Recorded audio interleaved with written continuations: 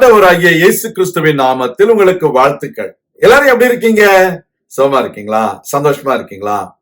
இந்த நாளிலும் ஆண்டவர் கொடுக்கிற ஆசீர்வாதமான வார்த்தை ஓசியா 6ஆம் அதிகாரம் 11ஆம் வசனம். யூதாவே, உனக்கு ஒரு அறுப்பு காலம் நியமிக்கப்பட்டிருக்கிறது.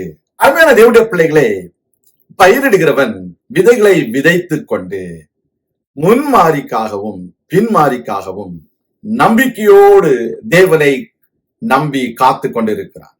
கர்த்தர் தனக்கு முன்மாரியையும் பின்மாரியையும் தருவார் என்று தேவன் பேரில் விசுவாசித்திருக்கிறார். அவனுக்கு ஆண்டவர் கொடுக்கிற ஒரு வார்த்தை, உனக்கு ஒரு அறுப்பு காலம் உண்டு. உங்கள் வாழ்க்கையில் நீங்கள் ஒரு வேலைக்காக ஒரு அப்ளிகேஷனை போட்டுட்டு நீங்கள் வெயிட் பண்ணிட்டு இருக்கீங்களா? கர்த்தர் உங்களுக்கு ஒரு வேலையை தரப்போகிறார். வெளிநாட்டுக்கு போவதற்காக ஒரு விசாவுக்காக அப்ளை பண்ணிட்டு காத்துட்டு இருக்கீங்களா? கர்த்தர் உங்களுக்கு ஒரு அற்புதத்தை செய்ய போகிறார். Dear children of God, you have been waiting after sowing the seed in the ground. My Lord Jesus says, there is a time of harvest for you. Your waiting is not going to be vain. Your efforts are not going to be vain. Whatever you have been toiling all these days for, you will receive it, because my Lord Jesus is the master of harvest. He is the one who is going to give you the harvest when he restores the captives from the captivity, and he is going to give them all their heart's desires. He is going to bless them with every blessings they have been hoping for all these years and all these days. நம்முடைய வாழ்க்கையில நீங்கள் எதற்காக இவ்வளவு நாளும் காத்து கொண்டிருந்தீங்களோ, எதிர்பார்த்து இருந்தீங்களோ, அதற்குரியதான நன்மையை பெற்றுக் கொள்கிற ஒரு காலம் வந்துவிட்டது. அத்துடைய பிள்ளைகளே, யூதாவின் சிறையிருப்பை திருப்பும் பொழுது யூதாவிற்கு ஒரு அறுப்பு காலம் உண்டு என்று ஆண்டவர் சொன்னவர் அதை நிறைவேற்றினது போல உங்கள் வாழ்க்கையிலும் ஒரு அறுப்பு காலத்தில உங்களுக்கு ஒரு அற்புதத்தை செய்ய போகிறார்.